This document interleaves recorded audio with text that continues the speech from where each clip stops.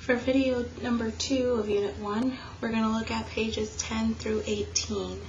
So we're starting with understanding the limit, an algebraic approach.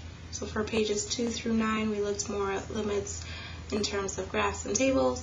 Now we're going to look at them algebraically.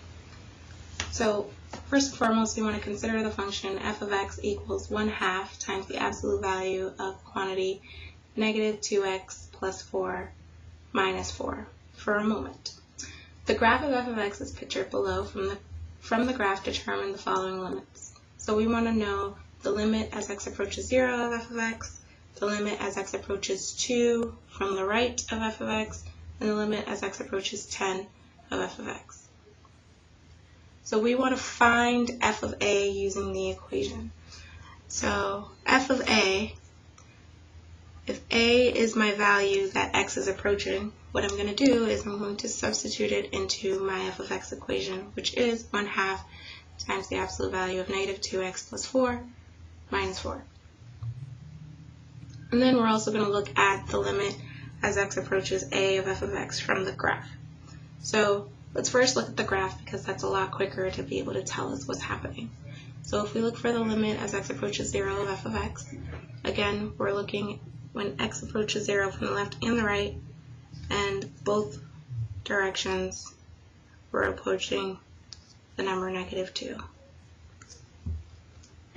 Now if we look at the limit as x approaches 2 from the right, we're approaching 2 from the right side. Our graph is approaching the point negative 4. And then last but not least, the limit as x approaches 10. We cannot find that on a graph, so we do not know how to answer that quite yet. But we're going to see if there's a pattern between finding the limit using the equation and finding the limit from the graph. So we'll start with the first one, as x approaches 0. So what that really means is find f of 0. So we'll plug in 0, so 1/2 absolute value of negative 2 times 0 plus 4 minus 4.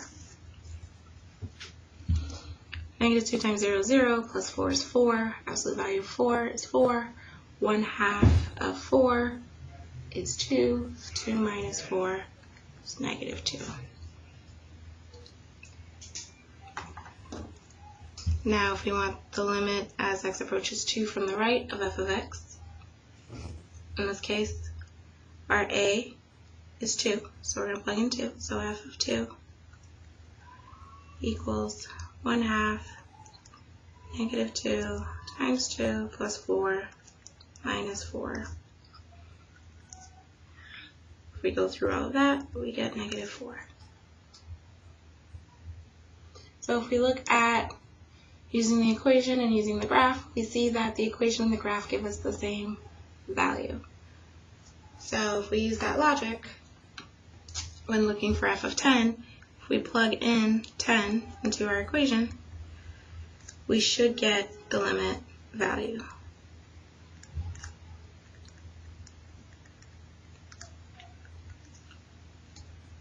So negative 2 times 10, 20, negative 20, negative 20 plus 4 is negative 16, absolute value of negative 16, 16, half of 16 is 8, 8 minus 4 is 4. Therefore, if we were to extend this graph, our limit would be approaching the value of 4. So, when a function is defined and continuous at a value x equals a, how can the limit as x approaches a of f of x be found analytically?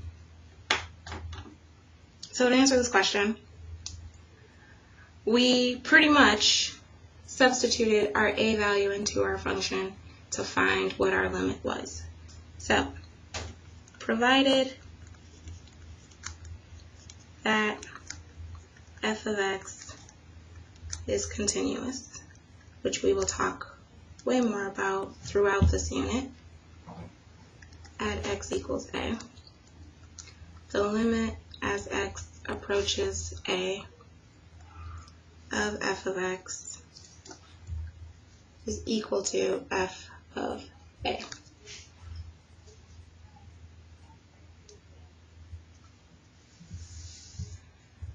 So knowing that information, we want to try to figure out what the limit would be here.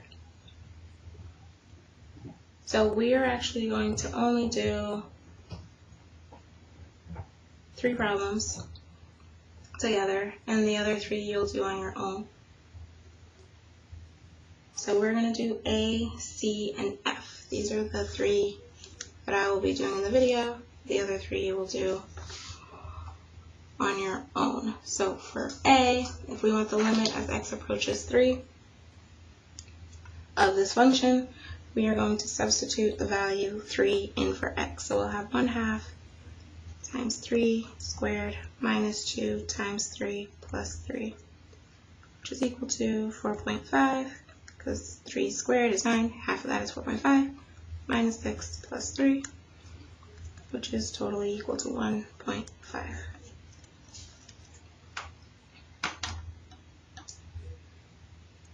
So C, we want the limit as x approaches 2 from the left of square root of x plus 2 minus 1 all over x plus 1.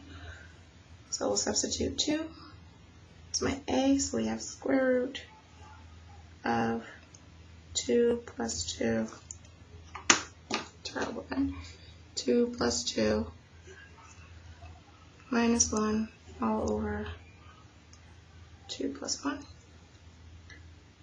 which is 2 plus 2 is 4, square rooted is 2 minus 1 is 1, 2 plus 1 is 3, so 1/3.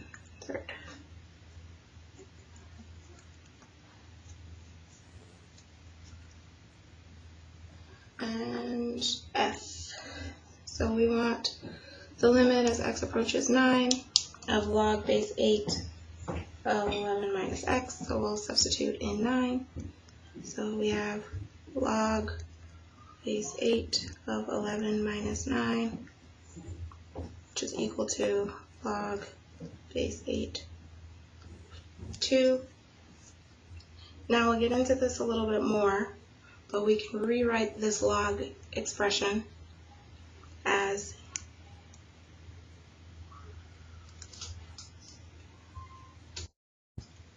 so you rewrite this as 2 equals 8 to the x. And we're trying to figure out what value of x do we have to have in order for 8 to the x to equal 2. The only way we know 8 equals 2 is if you take the cubed root, and to write that as an exponent is 1/3. So 2 equals 8 to the 1/3, so x equals 1/3. So that is our answer for this log. So log base 8 of 2 is equal to 1/3. Okay, so what we did here was we rewrote this log as an exponential and solved for that value of x.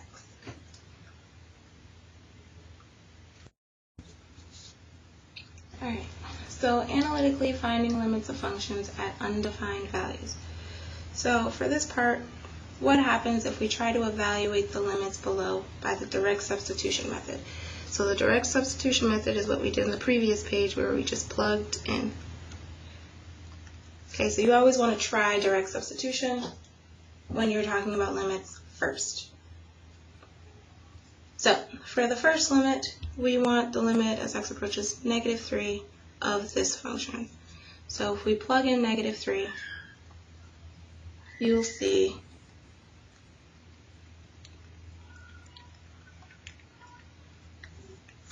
that we get something that's not very helpful, because we'll get 0/0, which is completely undefined. We can't do anything with that.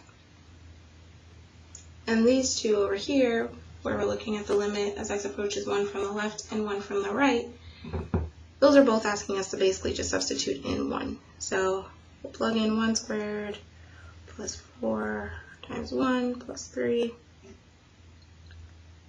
squared plus 2 times 1 minus 3. And here we get 8/0, which is also undefined.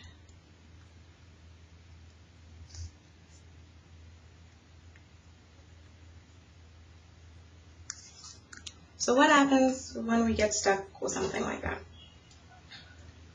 So if we look, this is the graph for that function above. So just because a function is undefined at a value of x does not mean that a conclusion cannot be reached about the limit. So if we consider the rational function above, from the graph of the function pictured to the right, what is the value of each limit below? So now we're looking at these limits once again, but on a graph. So if we look at the limit as x approaches -3, so that means we're coming from the left and from the right. Based on the graph, we're told that that point is -3.5. So based on that graph, the limit is 1/2. Now if we look at 1 from the left, we're approaching 1 from the left, our graph is going to -infinity. If we look at 1 from the right, our graph is going to +infinity. So just because analytically it's undefined does not mean one bit that we cannot come to some sort of conclusion about that limit. It doesn't mean that the limit doesn't exist necessarily. So how do we do that? So in order to do that, there are a few steps we need to follow. First is factoring. So we are going to need to factor the numerator and denominator.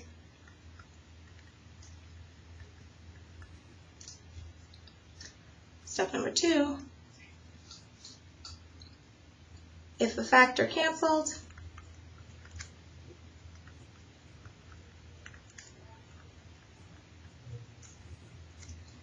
then the function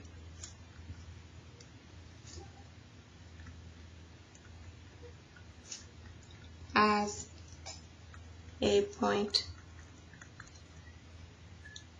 discontinuity.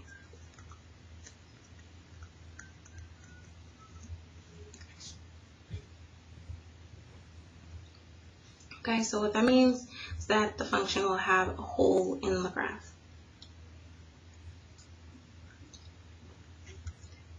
If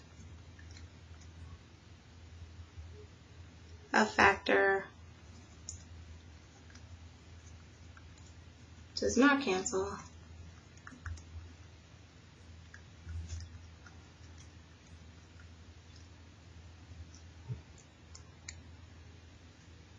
then the function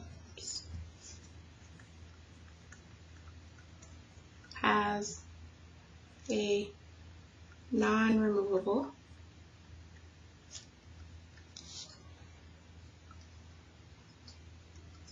infinite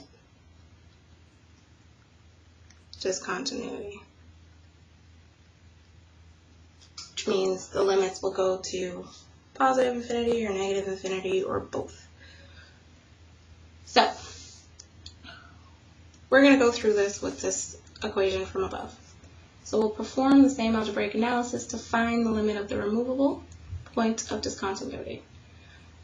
So when you have to factor, so if you get an undefined with the direct substitution method and you have to factor your numerator and the denominator, we call this cancellation. This is called the cancellation process. So if we remember how to factor, using the dumbbell method, we're looking for values that multiply to 3 and add to 4 for that numerator. So for the numerator, we have the limit as x approaches -3 of x plus 3, x plus 1. And for the denominator, we're looking for factors of -3 that add up to 2. So 3 and -1. So x plus 3, x minus 1. So now that we're here, we can see that we're going to cancel out. So we can cancel out the x plus 3's. So we'll have the limit as x approaches negative 3 of x plus 1 over x minus 1. Now at this point, we can now directly substitute.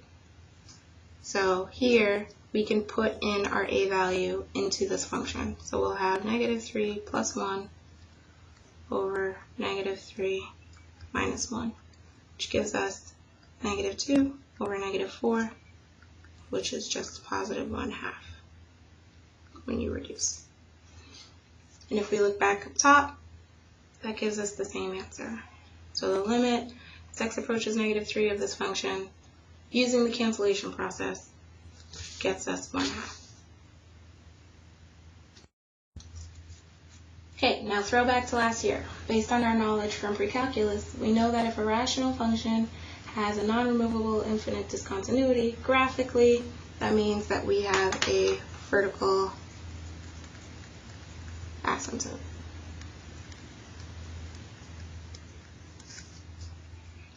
So since the y values do not approach one specific value from both sides at a vertical asymptote,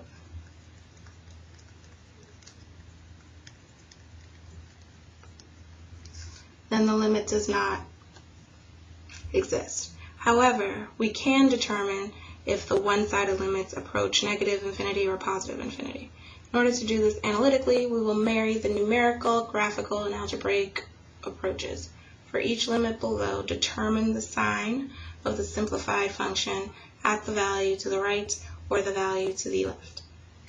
So, what this means, here's the function from the previous page. We are going to use the cancellation method to first get us a simplified function. So on the previous page, we were able to simplify this to x plus 3, x plus 1 over x plus 3, x minus 1, and then canceled out the x plus 3's, and here we are with the x plus 1, x minus 1. Okay, so we did that for both things. So if I'm looking for the limit as x approaches 1 from the left, that means my numbers are less than 1, but getting really close to 1. So we're picking a value of x to the left of x equals 1. One of those values is 0.9. So now if we put in 0.9 in for x, so 0.9 plus 1, 0.9 minus 1, and now we just have to remember we are not looking for a specific number because we know we're going to have a vertical asymptote at 1. Okay, we know we're going to have a vertical asymptote at 1 because that value did not cancel out in our simplified function. So because of that, we're looking for positive or negative infinity. We're just looking at signs. We know it's going to be infinity in some way. We're just looking for signs. So now if we add 0.9 plus 1, we're going to get a positive number. If we subtract 0.9 and 1, we are going to get a negative number. And if we use our rules for division, a positive number divided by a negative number is a negative number.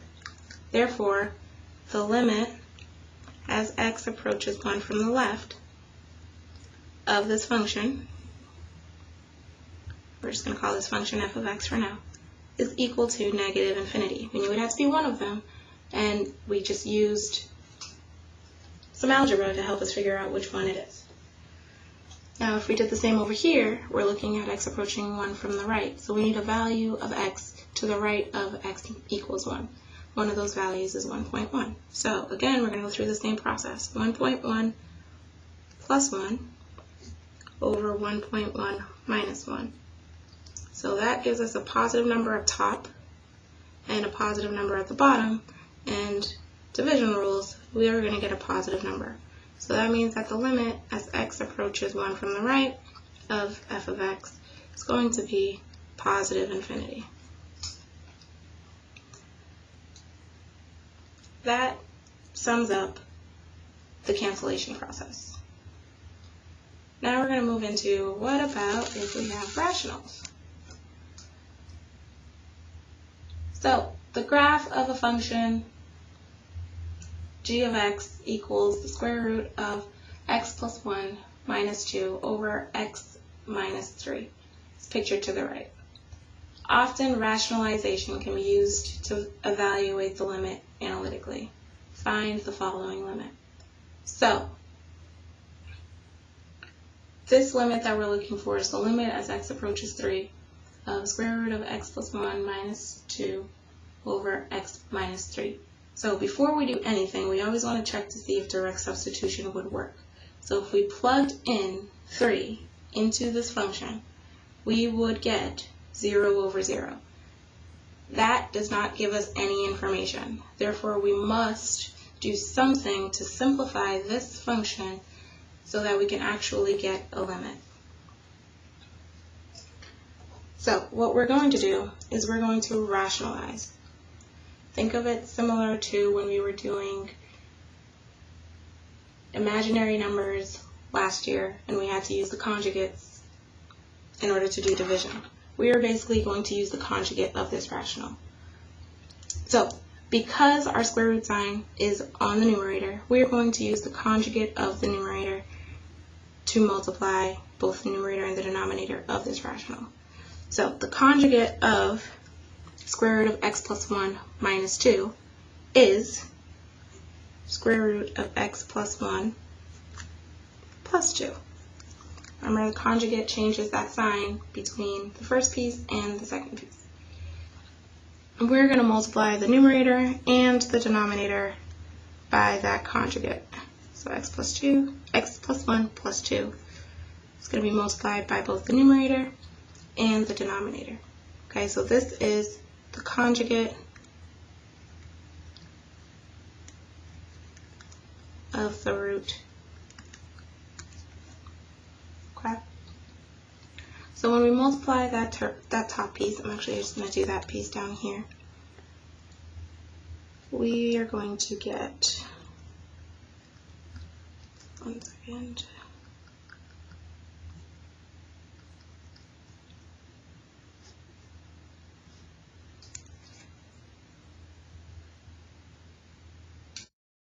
So multiplying the square roots will cancel. We'll have x plus 1. And then multiply this by positive 2, and then multiply this by negative 2. They'll cancel each other out. And then we're just left with negative 2 times 2, which is negative 4. And then down at the bottom, when we multiply the denominators, we're just going to leave it as x minus 3 times square root of x plus 1 plus 2. And you'll see why in a second. So the whole point of rationalizing is to be able to cancel out something. If nothing cancels out, then you did something wrong. So if we simplify this numerator here, we're going to get the limit as x approaches 3 of x minus 3 over x minus 3 times square root of x plus 1 plus 2. So the reason why we kept the denominator as two pieces being multiplied together is because we can see now that this numerator that we simplified to cancels out with the x minus 3 in my denominator, and now I'm just left with the limit as x approaches 3 of 1 over square root of x plus 1 plus 2. And now that I'm here and I was able to cancel something out, I can now just use direct substitution and put my value of 3 into my equation. And I have 1 over square root of 3 plus 1 plus 2, which is just 1 over 4. And if we look at our graph, as x approaches 3 from the left and from the right, we are approaching, according to the graph, it's close enough to 1/4 for me to believe what I have done. Alright, so for this page, we're starting off with the piecewise defined function. However, we have not defined what that piecewise function is. because of time, I'm just going to define it for you, and we can go through it more in depth in class as to why each piece is what it is. So this first piece here is a linear function. So the equation for that is negative x minus 5, and that's only from x being less than negative 3. Second piece is a quadratic, and that equation is x plus 1 squared minus 6, and that's only from negative 3 to 2. Because it's a closed circle at 2, we're including it. And then our last piece is another linear, so that equation is negative 1/2 x minus 1, and that's only from x being greater than 2. So we're going to use this equation to find each of the following limits, and we're going to confirm those limits based on the graph. So the way that you would use a piecewise defined function to find your limits is you first have to figure out where does your a value land? What constraint is your a value within? So for our first limit, we're looking at the limit as x approaches 2 from the right. So if we're coming from 2 from the right, that means that we're looking at only x when it's greater than 2. And because we're looking at x when it's greater than 2, only one constraint fills that. So we're going to look at the equation negative 1/2, and we're substituting 2, minus 1. The other two equations do not have that constraint. They are not within the constraint we're looking for. And when we do that, we get that the limit is negative 2. And if we look, when x is approaching 2 from the right, we are approaching negative 2. Now, if we look at b, where we're looking at the limit as x approaches 2, the whole 2, not from the left, not from the right, but both, this is saying that x is equal to 2. Now, if we look at our constraints, both the second and the third equation have some value of 2 included in their constraint. However, the second equation is saying less than or equal to 2. The third is not giving us that option. So the second one is what we're looking for, because we are looking for x equaling 2. Now,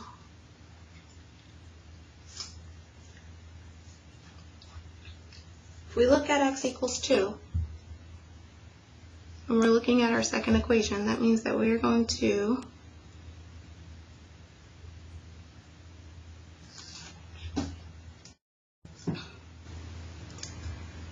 we need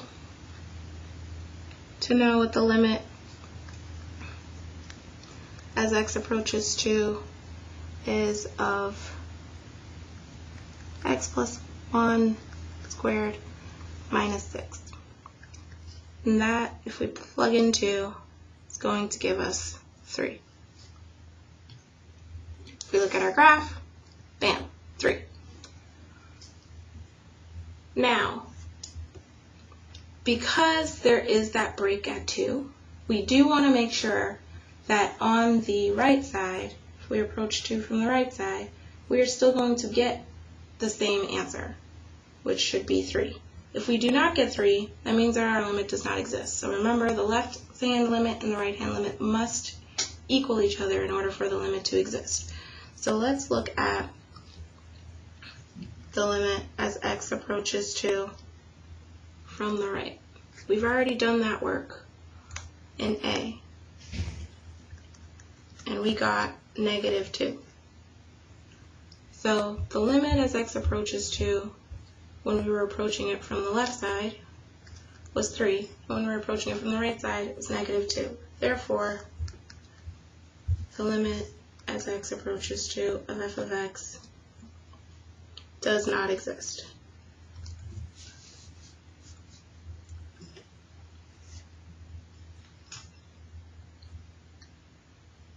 Alright, so what I would like you all to do is to work on C, D, E, and F on your own. First, determine what constraint of this piecewise function are you going to use in order to find that limit. So if I'm looking for -3 from the left, I'm looking for numbers less than -3, right? If I'm looking for -3 from the right, I'm looking for numbers greater than -3. So which of those constraints would make sense in that situation? Alright, so now on the next page, again, way more practice. It looks scarier than it is, I promise. So on this next page, again, we're just substituting and doing direct substitution, right? So plug in based on constraints. You're going to complete most of this on your own. The only two that we're going to do together are D and E from this page. So D and E are the only two we're going to do together on this page. The other ones you can do on your own. So for D, we're going to directly substitute. So this is going to give us tan of 5 pi over 3 over 5 pi over 3 squared. So now we need to know what the tangent of 5 pi over 3 is. Tangent is the same thing as sine over cosine. So the sine of 5 pi over 3 is -√3 over 2, and the cosine is 1/2. And then 5 pi over 3 squared is 25 pi squared over 9. Now, we have way too many fractions in this. I don't like that many fractions, so what we're going to do is we're going to reduce as much as possible. So this top piece, we have a fraction divided by a fraction.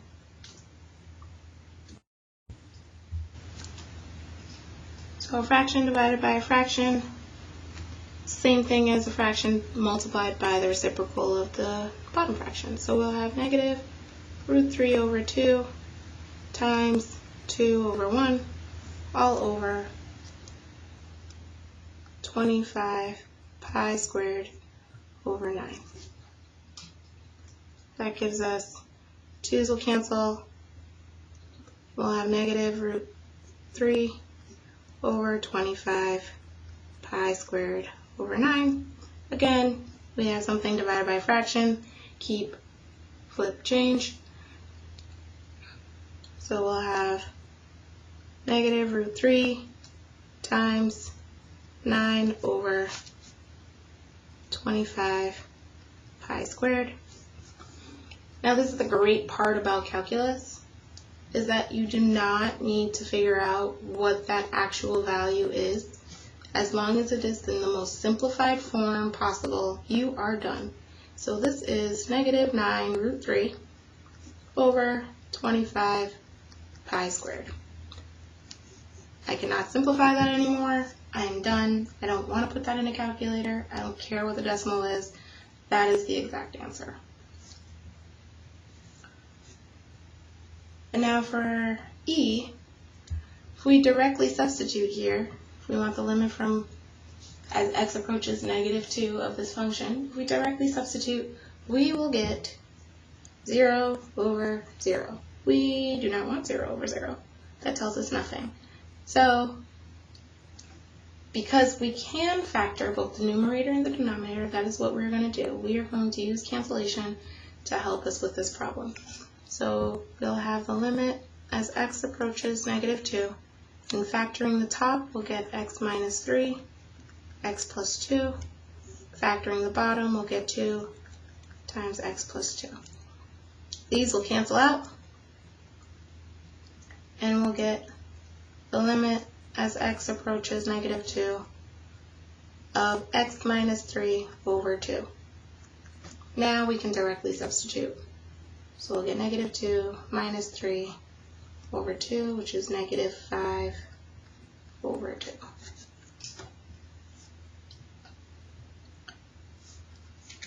Now for the next page, again, we're only doing 2 problems on this page, and those 2 problems are going to be